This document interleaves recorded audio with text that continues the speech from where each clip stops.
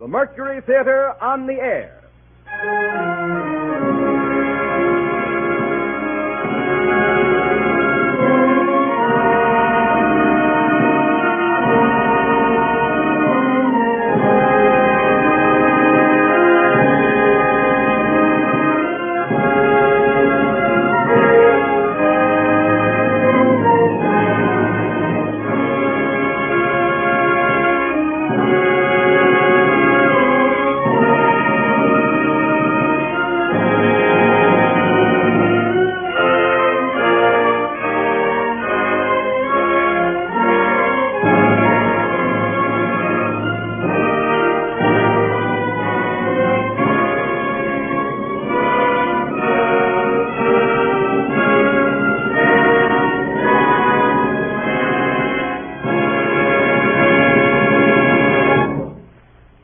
The Columbia Broadcasting System welcomes you to the seventh program in the distinctive series of weekly productions featuring Orson Welles and the Mercury Theater on the air. In addition to the coast-to-coast audience reached by the regular CBS stations, tonight's performance is being carried to our friends in Canada through the facilities of the Canadian Broadcasting Corporation.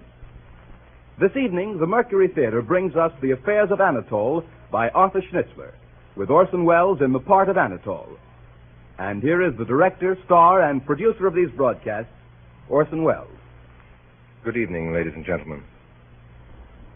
Arthur Schnitzler died in 1931, 6 years before Austria was finally erased off the map of Europe. He said once, speaking of a friend's death, "But a man is not really dead until all those who knew him and loved him are dead too." In a much deeper sense, this is true of a city.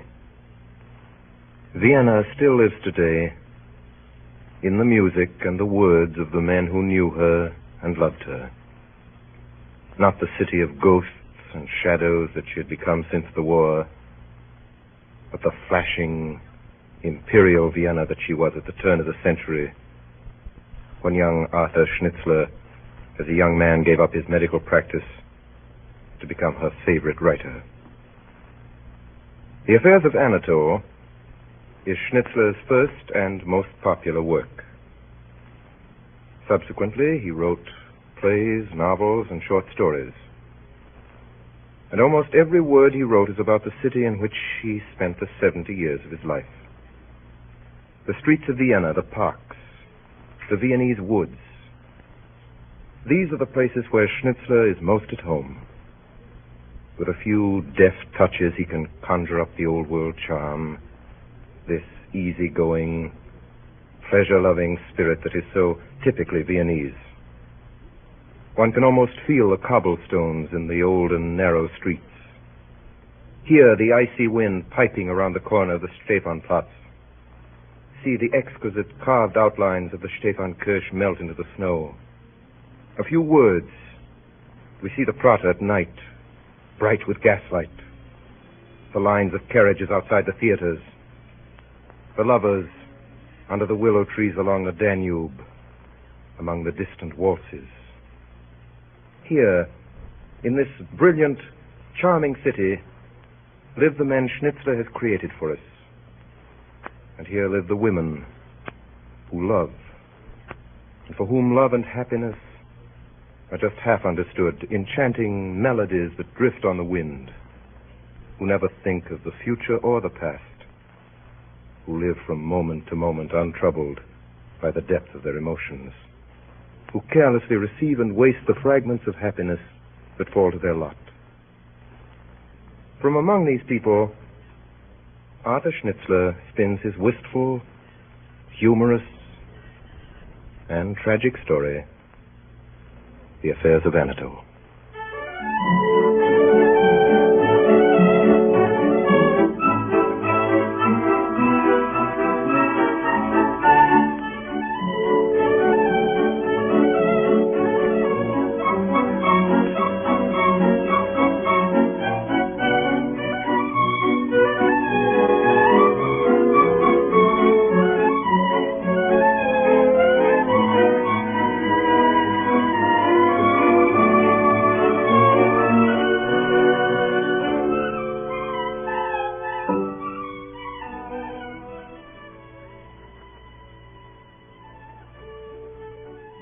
I am Max. For better or for worse, I am Anatole's best friend. We were at school together, and then in the Hussars. I remember that winter well. It was the winter we had the Golden Room at Sacre's every night for supper. It was the winter it snowed so much. It was the winter Cleo de Meraux danced for 6 weeks at the Bonbonniere. It was the winter Rico the Gypsy played his violin at the Bristol before he eloped with the Queen of Saxony. It was the winter I was in love twice, and Anatole 7 times. Altogether, it started as a very gay winter.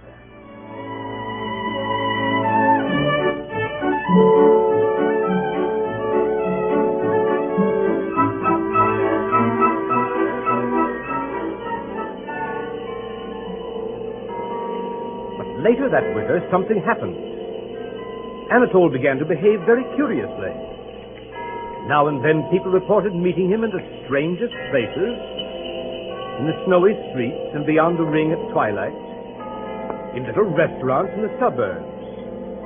And then suddenly, it was Christmas Eve in Vienna, and there were wreaths and candles in the windows, and the shops in the Kirchnerstrasse were full of people buying presents for each other, and then hurrying home for dinner in the snow as the evening bells began to ring high up in the Staple Tower.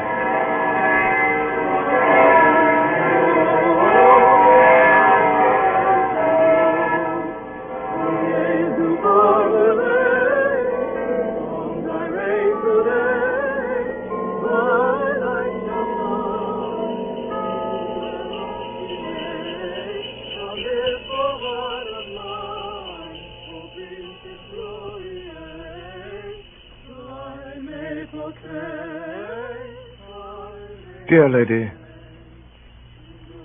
Oh, dear lady. What is it? What? Oh, it's you, Anatole. What are you doing with all those parcels and no umbrella? I'm trying to find a cab. Oh, but it's snowing. That's the reason.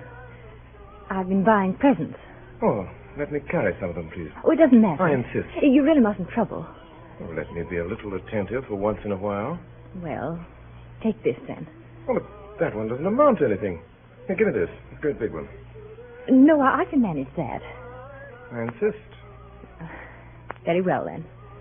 Won't you believe that I like being polite? As one only notices it when it's snowing and Christmas Eve. Warm weather for Christmas, isn't it? Very. Marvelous to see you at all. Not been to call once this year. Is that what you mean? Oh, haven't you? The fact is, I've not been anywhere much. How is your husband? How are the dear children? Why ask that? You don't in the least want to know. You read me like a book. It's such very large print. I wish you knew more of it by heart. Don't say things like that. They just spring from me. Give me back my parcel. Oh, now don't be angry, please. Please, I'll be good. Oh, there's a cab. No, it's full. Oh, dear. Do say something. Say something? Say something I'm longing to. The censorship is so strict. You can tell me your news, can't you? It's ages since we met. What are you doing now? Nothing, as usual. Nothing? Rather less than nothing. Isn't that a pity? Why say that when you don't in the least care? You shouldn't take that for granted. If I'm wasting my life, whose fault is it? Whose? Would you mind telling me, dear lady? Give me back my parcel. I didn't imply it was anyone's fault in particular. I just wanted your valuable opinion. Idler? I'm not idling tonight. I'm as busy as you are. What with? I'm buying Christmas presents, too. Are you? If I could only find something worth buying. I've been looking at the shops for weeks. They haven't a notion among them. That's for the customer to supply. An idle person like you ought to be thinking out his presents all summer. Dear lady, how do I know in summer whom I want to give presents to at Christmas? So here it is. Only 2 hours before they light the candles on the Christmas trees. And I'm still empty-handed. Could I help? Dear lady, you're a darling. No, don't take the parcels away from me. Why, I had no... Then I may call you a darling. Will you be quiet? I'm as quiet as can be. Where shall we go? What sort of a present shall we get? Who's it for? How shall I tell you? It's for a woman, of course. Didn't I say you could read me like a book? But what sort of a woman? Is it someone I know? Not at all. I think I know your taste. Something from the suburbs. Slim and blonde. Blonde? Yes, I'll admit that much. I might have known it. And don't sneer. Can she read you like a book? Heaven forbid. In the suburbs, I am loved. In society, only understood. Now, you know... I really don't know what you're talking about. Now, look, here's a wonderful shop. This is just the place for you. Dear lady. Why, yes. Look in here. Little cases of scent in the window. One with 3 sorts. Patchouli, Jockey Club, Cherry Blossom. I'm sure that's the very thing. You're unkind. Wait a minute. Look at this window here. Brooches and things. Look at this pin here with 6 paste diamonds in it. 6. Oh, how sparkling. Or a bracelet with charms hung round. Or a long bead necklace. Quite savage. That ought to please in the suburbs. I'm afraid you know nothing about the suburbs. Oh, here, quick. Look here. How perfectly charming. What do you think of that hat? The bow is too large, of course, and they put a few feathers too many. But it's adorable. That really would be a sensation in the suburbs. I think you probably underestimate the taste of the suburbs. It's so hard to be helpful. Make a suggestion yourself. You're waiting to laugh at it. I won't laugh. Tell me about her. I don't think I can. Of course you can. How long have you known her? Oh, Well, ever so long. don't be so difficult. Tell me all about her. There's nothing to tell. Oh, what nonsense. Where did you meet her? What's she like? What's her age? Is she short, or tall, dark, or fair? It'll only bore you. No, it won't. I've always wanted to know about that sort of person, what they're like. My dear lady, you'll never know. Why not? As long as you really believe that women you haven't called on don't really exist at all. But I want to learn better. Please go on telling me about your friend. You simply must know, must you? Certainly I must. What's her name? Louise. How did you first meet? How does one meet people? In the streets? The seaside? In a bus? Sharing an umbrella? Never mind how one meets people. How did you meet her? The girl we're finding a Christmas present for.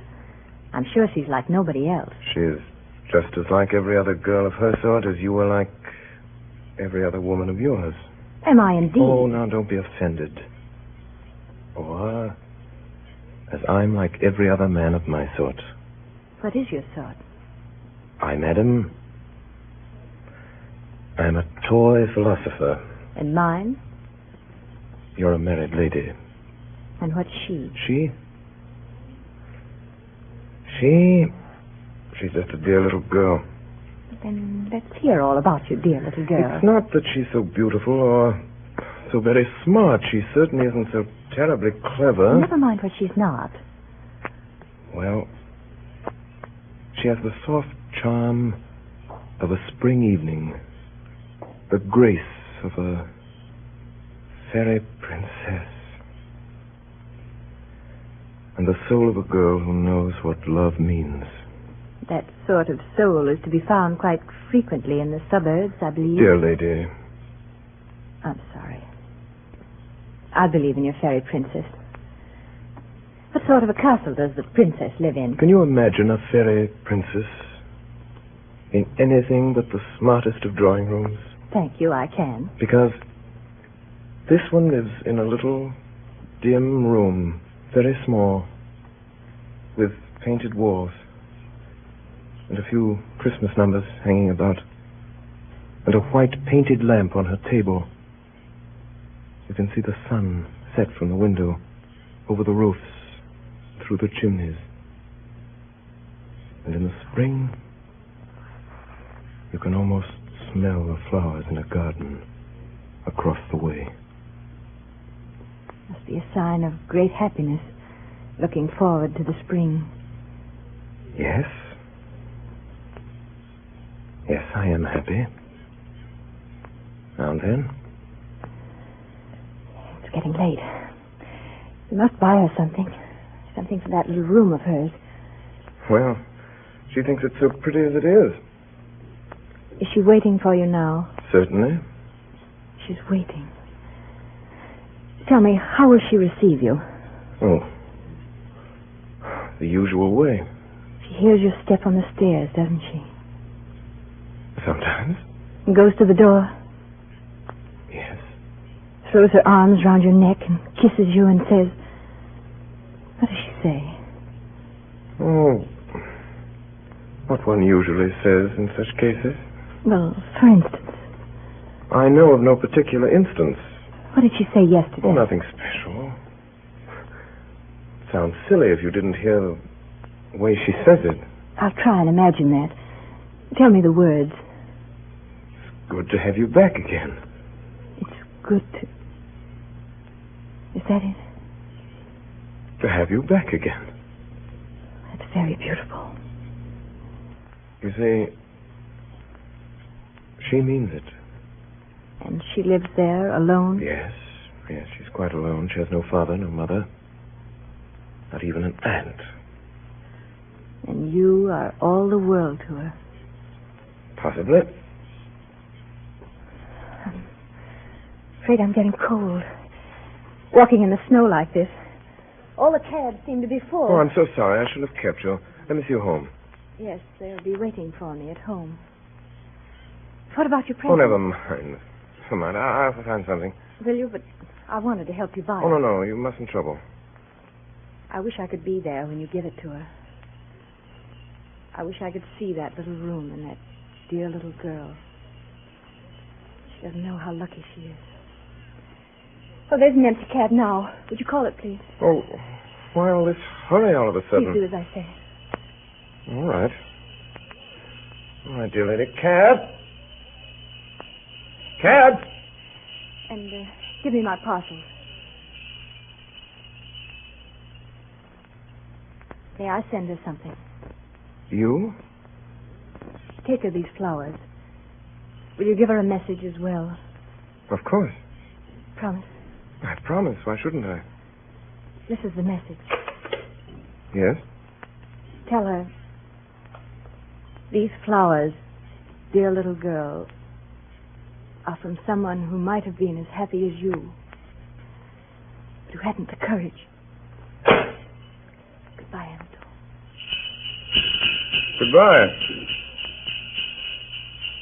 Goodbye.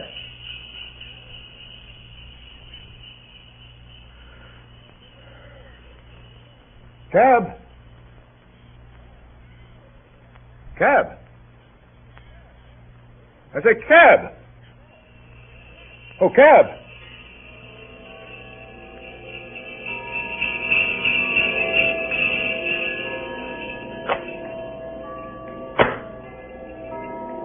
Anatole gets in.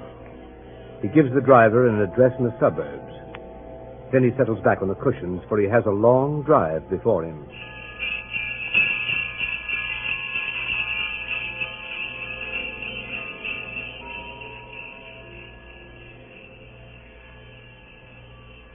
And soon the streets full of Christmas shoppers are left behind.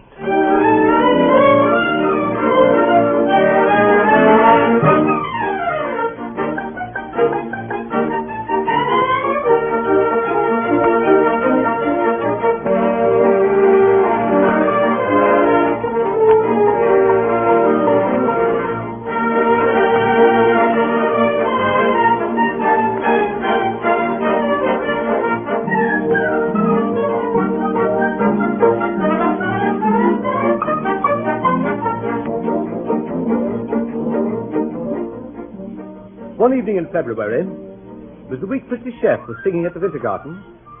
Anatole asked me to meet him for supper at Sarah's.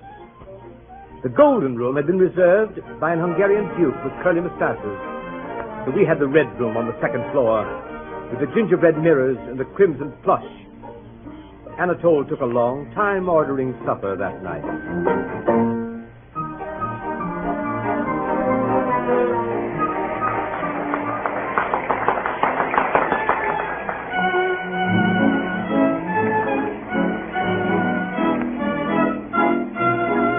With that, a white Moselle wine, sir. That's right. Yes, sir. And with a filet au truffe, champagne. Veuve Clicquot, 1906. Veuve Clicquot, 1906. What do you think, Max? Anatole, haven't you done ordering yet? I've told you, Max, it's a very critical occasion. Yes, Clicquot, 1906. Yes, sir. And, see now, after that, vanilla cream a la Sacher. It's her favorite dessert. Vanilla cream, sir. A supper for 3, sir. Yes, supper for 3. You can serve us as soon as the lady arrives. Yes, sir. Very good, sir.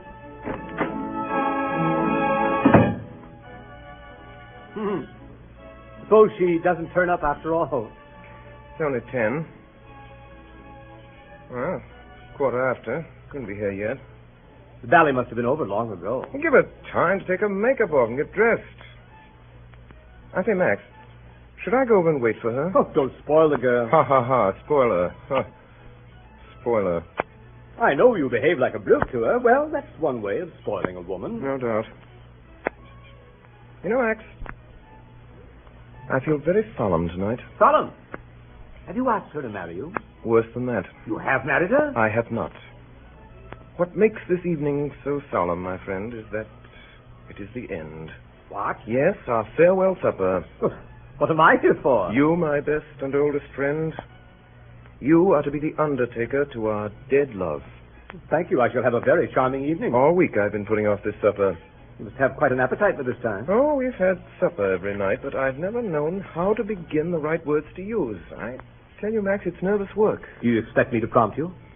No, I expect you to stand by me, smooth things down, keep up quiet, explain. Then suppose you explain first. With pleasure. She bores me. I see. And there's someone else who doesn't. Yes. Ah. The other. What type? Oh, no type at all, Max. Something quite new. Quite wonderful. She makes me feel as I've never felt before. I can't describe her. She's like a Viennese waltz. Simple, sentimental, dreamy. A little blonde head, blue eyes. Can't you see? No, of course you can't. And how can I explain? If I take her a bunch of violets, she receives it with a tear in the corner of her eye. Try her with a bracelet sometime. I knew you wouldn't understand in the least. I should no more think of bringing her to a place like this with people like you. You know where she likes to go. Well, you don't. She likes to go to little, cheap, quiet places with flowered wallpaper and a phonograph in the corner. Yes, we've been to one every night this week. You said you had supper with me. Well, so I have. 2 suppers every night this week. One with a girl I'm trying to win, the other with a girl I'm trying to lose. I haven't done either yet. Well, suppose you take Mimi to the little cheap restaurant and bring the new blonde here. That might do it. That shows how little you understand. Oh, such a child. If you'd seen her face when I ordered a bottle of wine. Tears in the corner of her eye. She simply wouldn't let me. What have you been drinking all week? Well, beer after 10. Such is life. Your life. But I've had enough of it. To a man with my nice sense of honor. My nice sense of honor, Max. I heard you the first time. If I go on much longer with this double life, I shall lose my self-respect. I remember telling Mimi, in so many words, soon after we met, when we swore that nothing should ever part us. Mimi, dear, I said, Mimi, whichever of us first discovers that our love is over, must tell the other. Quietly and calmly. Besides swearing that nothing should ever part you. Good. If I have said it once, Max, I have said it 50 times. Mimi, I have said we are both perfectly free, I said. We shall go each our own way. Calmly, Max, and quietly. Only remember, Mimi, I said, if there's one thing I can't stand, it's deceit. Then it ought to be quite easy to... Easy? I don't know. It comes to the point somehow I can't tell her. Oh, she'll cry, Max. I know she'll cry. And I can't bear that. Suppose she cries and I fall in love with her again. That wouldn't be fair to the other one. And if there's one thing you can't stand, it's deceit. And what do I do here tonight? Well, it'd be easier with you here, old man. Happy to oblige. How shall I start? Tell her she's better off without you? Is that what you want me to do? Something of the sort. Tell her she won't be losing so much, Yes, Anatole. Yeah, there are hundreds of better-looking men. Better looking, richer men? Handsomer, richer, and cleverer. I shouldn't exaggerate. Come in. The lady, sir. Sure in. This way, madame. Oh, so here you are. Yes. Here we are. Here we are. Let me take your wrap. You're a nice one, aren't you? I looked all over the theater. Good thing you hadn't far to come, wasn't it? You said you'd be there. You ought to be there. Hello, Max. Let's feed. Come in. What's he knocking for today? Well, you can serve supper now, Yes, waiter. Yes. You weren't out front tonight. No, I wasn't out Well, front. you didn't miss much. It was awful. Anatole, I've a bit of news for you. Have you, my dear? Have you? Important. Mm-hmm. Yes, it may surprise you a bit, perhaps. Well, I have a bit of news for you, too, my dear. Oysters, madame. Of course I want oysters. You needn't stay, waiter. We will ring. Well, my dear? I think perhaps it'll surprise you, Anatole. Though I don't see why it should. And then again, perhaps it won't. Shouldn't, really. Don't tell me they've raised your salary. Don't interrupt, Max. No, why should it? I say, are these English or Belgian oysters? Belgian. Oh, I do like oysters. They're the only things you can go on eating and eating. Eating and eating and eating. That's what I always say. Well, this important news. Do you remember something you said once? I say so many things. Oh, I remember your saying it. You said, Mimi, if there's one thing I can't bear, it's deceit. Go on. Go on. Always tell each other the whole truth before it's too late. That's what you said. Yes, I'm... Anatole, suppose it is too late. What's that?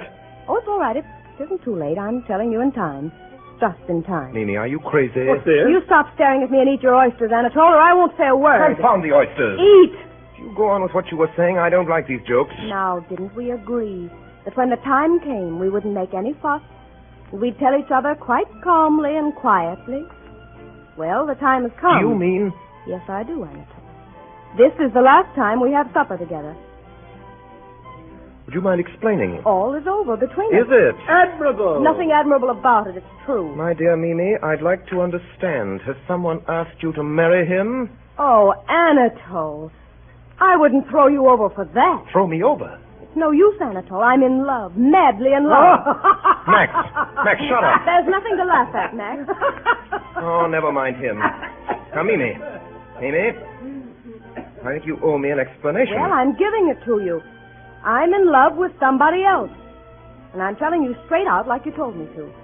Calmly and quietly. May I inquire what sort of a low... No, my dear, don't be coarse. I demand to know. Oh, do ring the bell, Max. I'm so hungry. Hungry. Such a moment. Hungry. Well, remember, old man, this will be the first supper she's had tonight. Come in. What do you want? You rang, sir? Yes, bring the next course. Where's the wine, waiter? Where's the wine? Are you asleep tonight, waiter? Beg pardon, sir. The wine is on the table. No, the champagne. Very good, sir. Now then, you will please explain. Never take a man at his word. Sounded so nice when you said it. When we feel it's coming to an end, you said, say so. And we'll each go our own way, calmly and quietly. That's what you said. For the last time. Mimi, are you going to tell me? He calls this being calm and quiet. My dear girl, doesn't it occur to you that I have some right? Ooh! What wonderful wine. Drink it up. What's the hurry? You generally get it down quick enough. Oh, but it's goodbye to wine, too, Anatole. Maybe for years. Maybe forever. Oh? Why? No more Moselle for me. No more oysters. No more champagne. And no more filet au trou.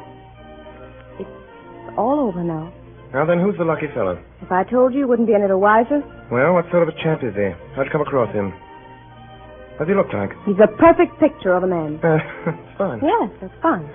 There'll be no more oysters for me. Yes, he said that. No more champagne. Confound it, there must be something else to tell about him besides the fact that he can't buy you oysters and champagne. Yes, that isn't what you'd call a profession. Oh, you make me sick. What do I care as long as I love him? I'm going to try throwing myself away for once. I've never felt this way about anyone before. Ever. Is he a clerk, Mimi? Is he a chimney sweep? Is he a candlestick maker? Don't you insult him. You tell us. He's an artist. What kind of an artist? A trapeze artist? He's a fellow artist of mine. Oh, an old friend, eh? You've been seeing a lot of him, eh? Do you think I'd be telling you if I had? I'm taking you at your word. I'm telling you about it now, before it's too late. Oh, you're in love with him? Yes. Oh! Do I know the fellow? I don't suppose you've ever noticed him. He's in the chorus, but he'll go far. When did this thing start? Tonight? That's not true. Oh, yes, it is. Tonight, I knew it was my fate. Your fate, Max. Her fate. Yes, my fate. Why not? Well, a thing like that is fate. Now, Mimi, I want to know the whole story. I have a right to know. Now, how long has this been going on? When did it begin? When had that fella the confounded... Yes, I think you really ought to tell us. So, this is all the thanks I get for doing the straight thing. Give me some more champagne, Max. Haven't you had enough? What? When it's the last I'll get? For a week or so. Forever. I'm going to stick to Carl. I love Carl for himself alone. He won't bully me, the darling. Mimi. Mimi, I want the truth. How long has this thing been going on under my very nose? How long, Mimi? Tonight, indeed. Don't believe it if you don't want to. Mimi, tell the truth. You and Anatole can't part friends unless you do. And after that, I've a bit of news for you. Yes, Mimi? Well, it began like this. Champagne, please. Here you are. Go on. Well, 2 weeks ago, he brought me a rose. A rose. Oh, so shy he was. Shy. I laughed. I couldn't help it. Why didn't you tell me? And he hung around at rehearsals and made me cross at first. And then it didn't. No, I'm sure it didn't. And then we began to have little chats. And then I began to take such a fancy to him. What did you chat about? Old things. He got expelled from school. And then he went into business, and that wasn't any good. And then he thought perhaps he could act. And never a word to me about all this. And then we found out that we used to live close to each other as children. Just fancy. Most touching. Wasn't it? Well? That's all. Champagne, please. It's my fate. Can't struggle against your fate, can you? Can't struggle against... Mimi, I still haven't been told what happened tonight. What happened? She's asleep. Oh, well, wake up. I want to know what happened tonight. Mimi. Mimi? Tonight he told me he loved me. What did you say? I said I was awfully glad. And I must be straight with him, mustn't I? So it's goodbye to you, Anatole. I don't think I ever really liked you, Anatole. Not really. Thank you. Thank you. I'm happy to say that leaves me cold. Don't be mean. Would you be surprised to hear that I hope to get on very well without you for the future? Really? Yes. I am in love, too. Think of that. And have been for some time. Ask Max. I was telling him when you came in. Yes, I'm sure you would. Yes, she's younger and rather prettier than you. I'm sure she is. And I'd throw 670 of your sort into the sea for one of her. You needn't laugh. Ask Max. If I were you, I'd have thought all that up a little earlier. No, but it's true. It's true. I've not cared about you since...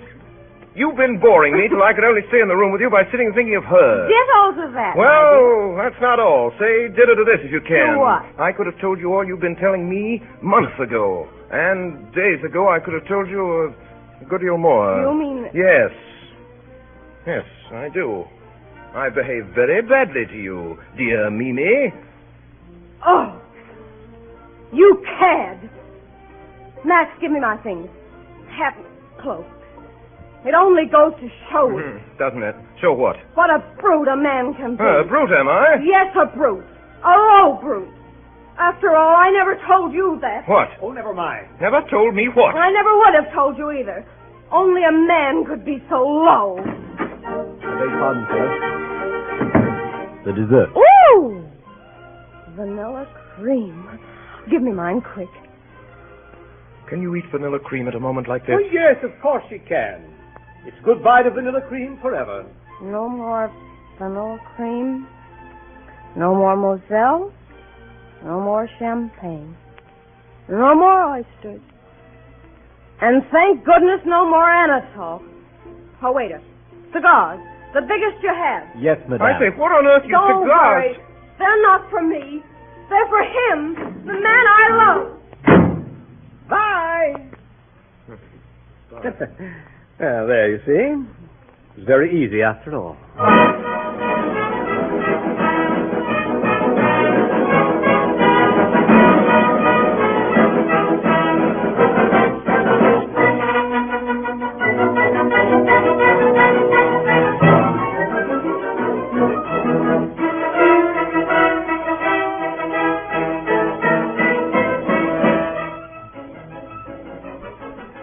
You are listening to the CBS presentation of Orson Welles and the Mercury Theater on the Air in Schnitzler's The Affairs of Anatole.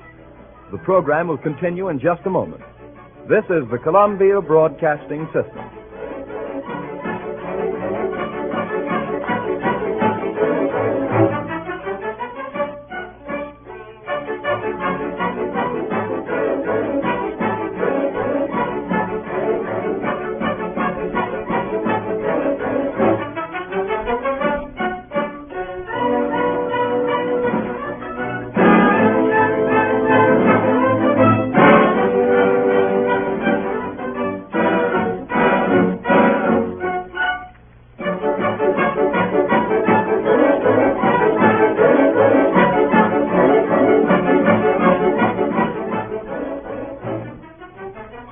We continue now with the performance of The Affairs of Anatole, featuring Orson Welles and the Mercury Theater on the Air.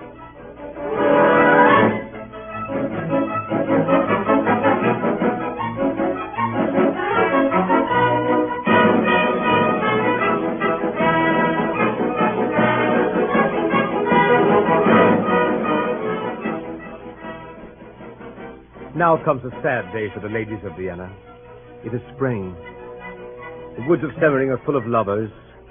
In the Wienerwald, the chestnut trees are in bloom, and Archduke Louis Ferdinand's hussars are out on their black horses in their tight silk uniforms of blue and crimson.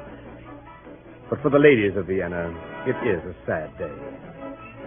In his rooms on the Graben, the rooms they know so well, with the high molded windows and the shining floors, Anatole awakes for the last time. Did you ring, sir? Yes. Yes, Franz. Bring me some breakfast. Very good, sir. Breakfast for one, sir?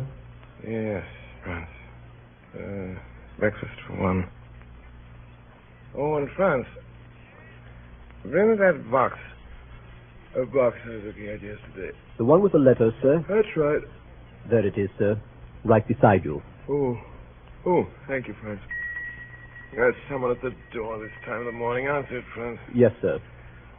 You know, I don't feel in the least like getting married, Franz. No, sir. No.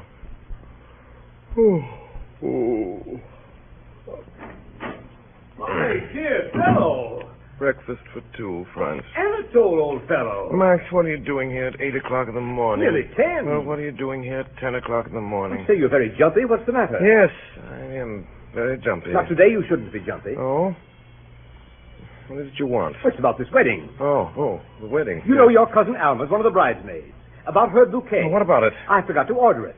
I forgot to ask her what color she's wearing. What do you think? White or pink or blue or green? Certainly not green. Are you sure? You know Alma never wears green. How do I know? Don't shout. It's nothing to be excited about. You know what color she'll be wearing at your wedding this morning? Yes, pink or blue. Which? Who cares? Confound it, the bouquet's supposed to match. You order to. You can wear the other in your hair. That's a silly I'll joke. be making a sillier one in an hour or two. A cheerful bridegroom, I must say.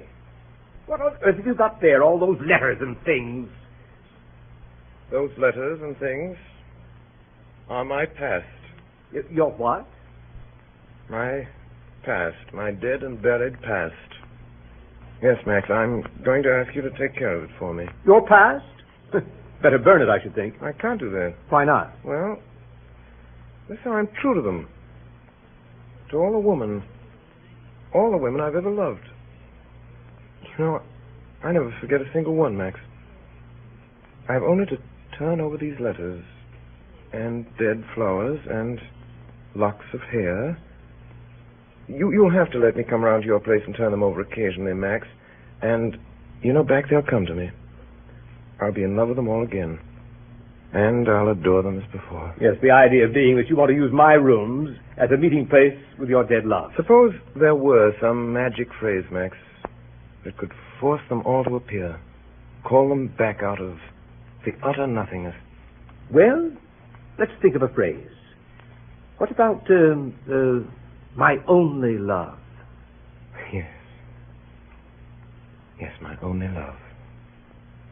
And then they'd all come. One from a villa in the suburbs. One from her crowded drawing room. One from her dressing room at the theater. Several from their dressing rooms at the theater. Several. One from a shop. One from the grave. One from here, one from there. My only love. You see, Max, I'm a methodical man. Is it done alphabetically? Oh, no, there's a label for each, like the motto on a cracker. Yeah. A verse or a phrase will recall the whole thing to me. Oh, no names. Susan and Jane and Mary suggest nothing. May I look? I wonder if I can still remember them all, Max. I kind of looked at some of them for years. I loved her. When she left me, I thought I should have killed her. My kisses on your neck remain, and nothing else, Matilda. But that's her name. What a name, Matilda. It wasn't her real name, Max. I'd written killed her, and there aren't many rhymes to that.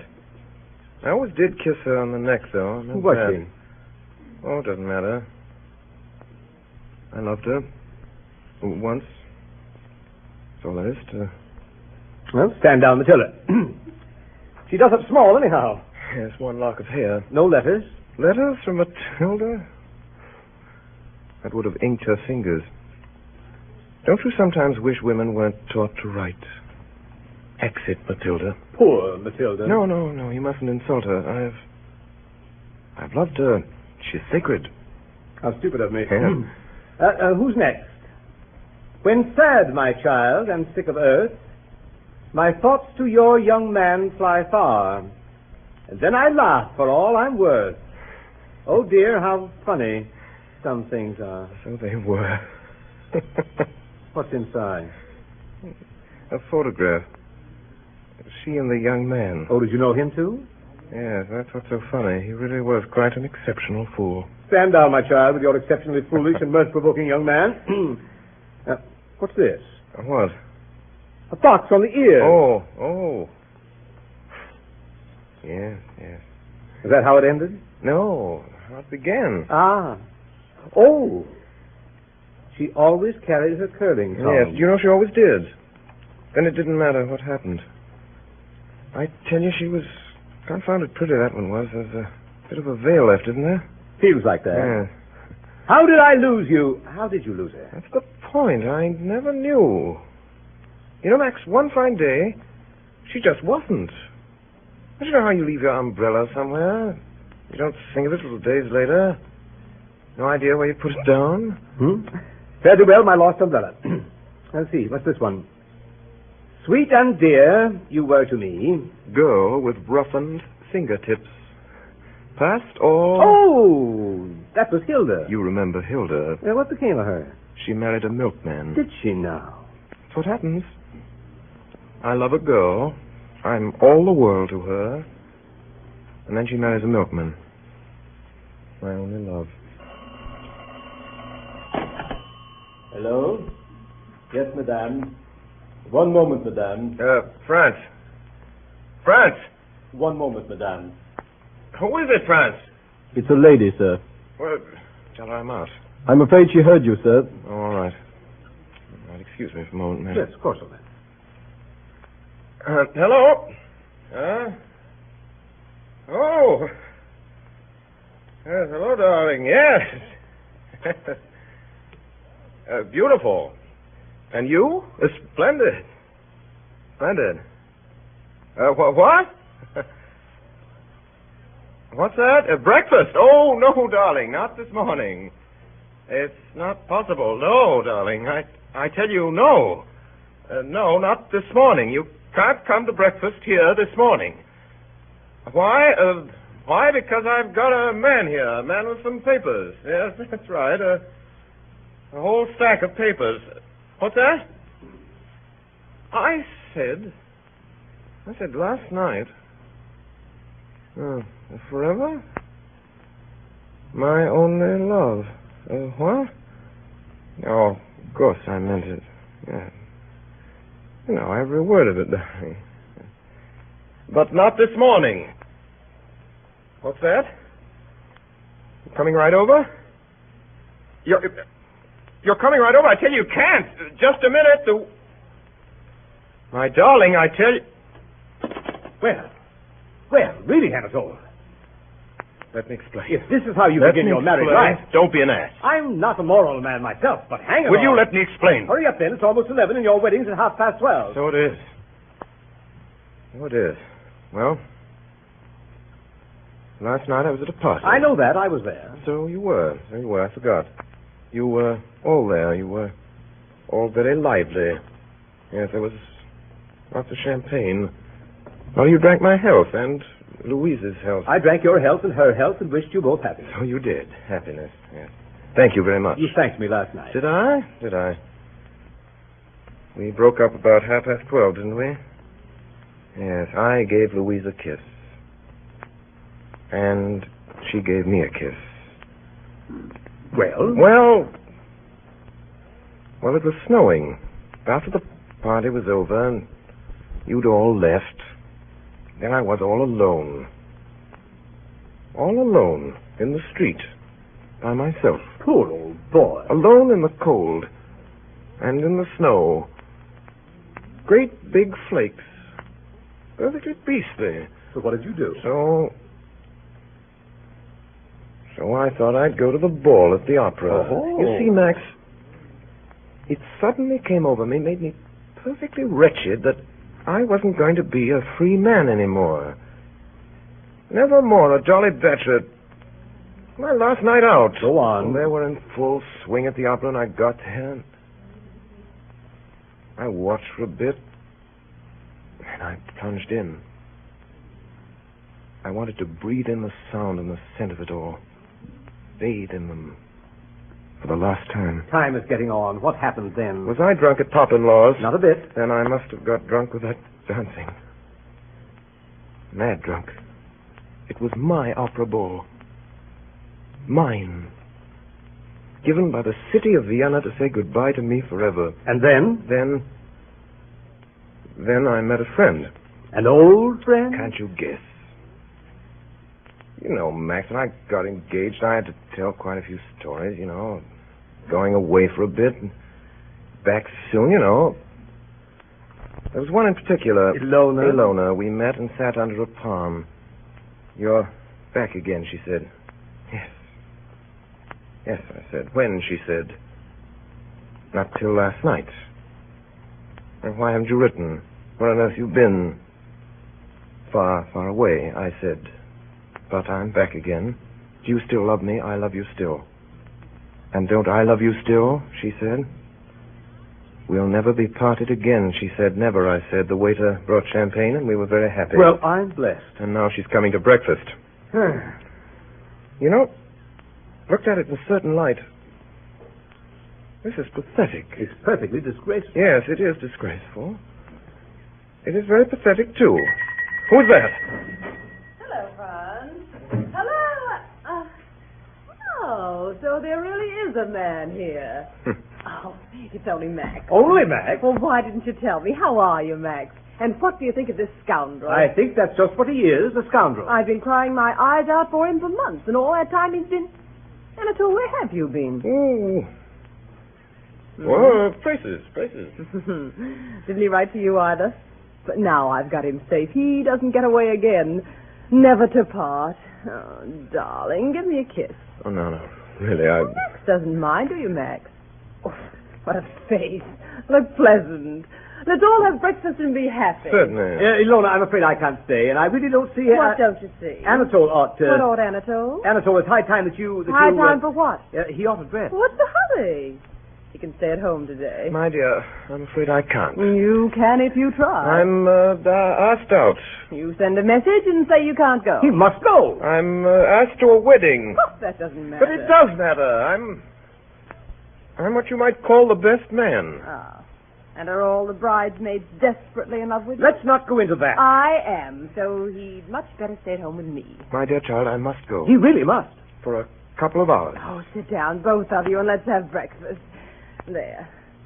Now, how many lumps, Max? I really ought to be going. How many lumps? You know I always take 2. Cream or lemon? You know I take lemon. Lemon and 2 lumps of sugar. I remember. I say, I'm going. Oh, no, Drink Max. the tea first, Max.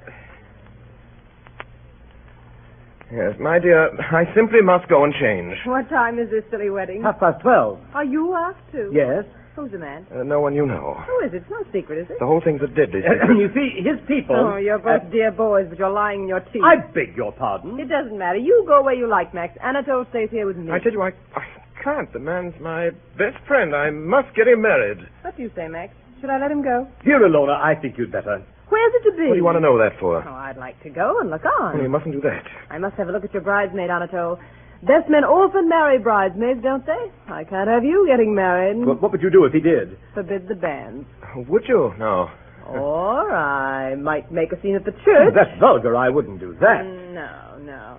But why don't we invent something new? For instance? Turning up at the wedding dressed like a bride, too. Oh, that would be very striking. Very. I must go. Look here, Ilona. I simply must change. I shall be late. Mr. Anatole. What is it, France? The flowers have come, sir. What flowers? The flowers, sir. I'll take them. Well, let me see. It's the bouquet for his bridesmaid. Oh, orange blossoms. It's a bride's bouquet. For heaven's sake, if... Yeah, my goodness, if they haven't sent the wrong one. France, send back that bouquet at once. At once. Leave it in the hall. There you are. I sent France back with it. Well, I'll go myself and see that they get the right one. You're coming back? Right away. Right away. Ah, thank goodness he's gone. Darling. Darling. Oh, be nicer than that. My only love. Must you go to this silly wedding? I can't get out of it, dear. Shall I drive with you to the church? Better not, my dear. I'll see you tonight. Oh. Supper at the theater. Oh, look at the time. France. Yes, sir. France, you put out my things. Your wedding things, Yes, sir? the things in which I always go to weddings. Very good, sir. After the theater, then. That's all settled. Oh, and I thought we'd have such a jolly day together. Now, don't be childish, my dear. Jolly days have to give way to more important matters. Oh, I do love you, Anatole. Yes, I know. Your things are laid out in your dressing room, sir. Thank you. Well, then don't shut the door. Are you really going to change? I wouldn't go to a wedding like this, could I? Must you go? No, let's begin all over again. But I'll see you this evening. I said after the theater. Don't be late. Late? Why should I be late? You kept me waiting an hour once. Did I? I dare say I did. Anatole, What is it? where did you go when you were away? I told you. You didn't. I did, last night. Well, I've forgotten. I went to Bohemia. Why Bohemia? Shooting. No, not shooting. Yes, rabbits. For 3 months. Every day. Why didn't you come and say goodbye to me before you went? I just thought I wouldn't. Tried to give me the slip, didn't you? Oh, no. Oh, you did try once. Yes, I tried. What's that? I said I tried. I tried hard, but it didn't come off. I should think not. It's not likely to. Ha-ha. What did you say? I said ha-ha. That's right. Mumble away in the next room. Oh, you wouldn't dare come out here and say that to my face. Ha-ha. Oh, come back here. Oh, that's all right, my darling. You won't get rid of me in a hurry. Think not? I'm sure not. Quite sure? Quite sure. We'll see about that. Don't you be silly. Do you think I'll ever let you go? When you can't help it. When will that be? When I get married. And when will that be, my precious? Soon, my precious. How soon? Don't shout. This time next year, I may be quite an old married man. You idiot. Suppose I get married in a month or two. Someone's simply waiting to marry you. There is at this very moment. In a month or two? Or even less. You needn't laugh. You needn't laugh. I'll be married in a week. You needn't laugh, Ilona. I said you needn't laugh. When are you going to be married? At 12:30. What? 12:30, my dear. Oh, Anatole, don't be silly. I am perfectly serious. I'm going to be married 12:30 today. Are 12:30. you? France, Sir, bring those flowers. Anatole! here you are, sir. Thank you, France. Now then, look carefully, Ilona. You see orange blossoms. It's true, then. Quite true. Hey, what are you up to? You bitch. Hey, what are you doing? That's my bride's bouquet. Oh, not when I'm through with it. Anatole, it's getting late. Why, hey, what's going on here? Late, is it? I'll show you. Here, Max, help. You break up. Sneak. Ilona, Terrible. what are you doing? That's my bouquet. You're as bad as he is. Ilona, do be reasonable. Look at the Reasonable. thing. You treat me like this, but you wait, I'll show you. You'll see. What are you going to do now? You'll soon see. You let me go. Ilona, what are you up to? Let me go. Be reasonable. I will not. Ilona, my house, my teacup, my picture frame. Ilona! Excuse me, sir. The carriage is at the door, sir. Oh, it is it? Come on. Come back! Come on. Back, say! My hat! Come on. My hat! Lock it, quick. My only love. Shut up!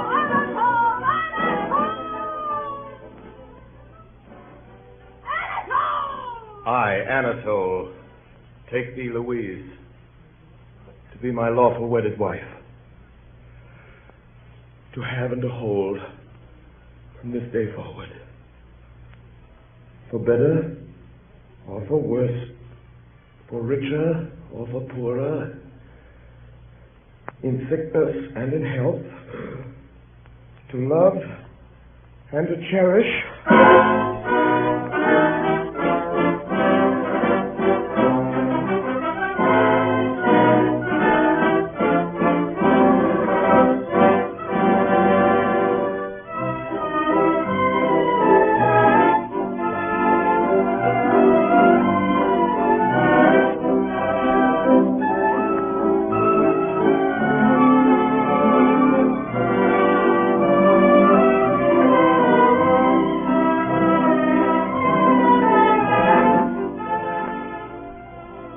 Tonight, the Columbia Broadcasting System, through its affiliated stations coast to coast, and the network of the Canadian Broadcasting Corporation, has brought you Orson Welles as Anatole in a dramatized version of Arthur Schnitzler's Viennese narrative, The Affairs of Anatole.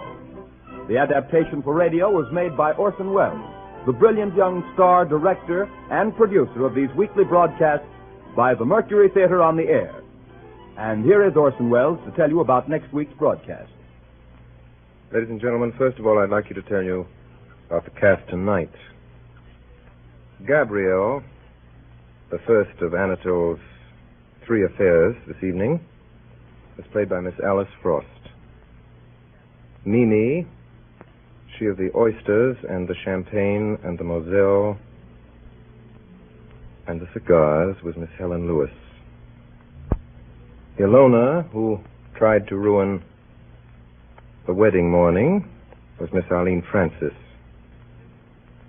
France, the servant, was Mr. William Alland. And finally, Max was Mr. Ray Collins. We've heard Mr. Ray Collins a good deal on these programs. He commenced on the stage playing 900 parts. He has joined radio and has been heard in our series as the Sea Captain, Ben Gunn, Billy Bones, Frampton Nuttall, Bert, the man with the hooded eyes in 39 Steps, and goodness only knows what he'll play in The Count of Monte Cristo, which is next week's show. So tune in then, and until then, goodbye. Thanks, everybody, and good night.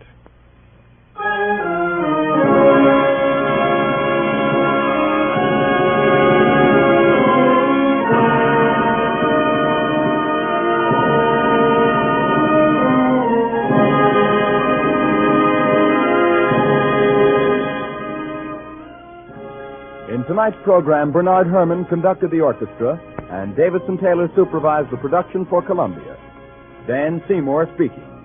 We invite you to join us again next Monday evening at this same time for the 8th broadcast in this unique series featuring Orson Welles and the Mercury Theater on the air. The play, Dumas' The Count of Monte Cristo. This is the Columbia Broadcasting System.